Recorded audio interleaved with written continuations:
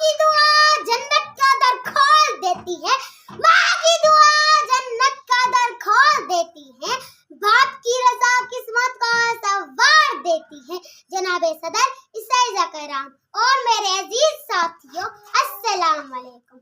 आज मेरी तकरीर का मौजू है माँ बाप की खिदमत।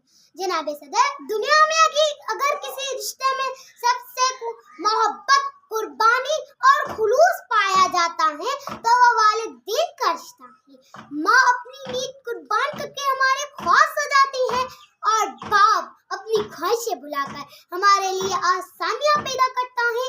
अल्लाह ताला ने कुरान में फरमाया, और यह कि अपने वालिदैन के साथ एहसान करो। सूरह इसरा 23 नंबर आयत। ये आयत हमें बताती है कि ये हुक्म सिर्फ एहतराम का नहीं बल्कि मोहब्बत, खिदमत और फर्माबरदारी का भी है। वालिदैन वो नेकी है जिसका अजर दुनिया और आखिरत दोनों में मिलता है।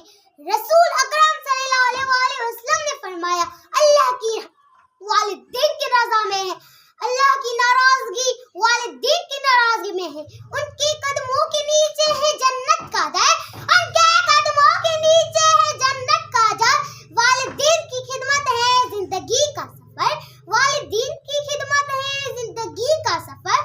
जो उनसे मोहब्बत करे दिल से हमेशा, जो उनसे मोहब्बत करे दिल से हमेशा, खुदा भी राजी नसीब भी रोशन होता। वालिदैन के कदमों तले जन्नत है, लेकिन अफसोस कि आज के दौर में लोगों का हाल ऐसा हो गया है कि वो अपने वालिदैन की कदर खो बैठे हैं। हम दुनिया की मसरूफियात में उलझकर उनके एहसासात को भूल जाते हैं। याद रखें, जिसने हमें बोलना चलना सिखाया, उसके बुढ़ापे में सहारा देना हमारा फर्ज है। अगर हम चाहते हैं कि हमारी जिंदगी में सुकून, कामयाबी और खुशियां आए तो हमें अपने वालिदैन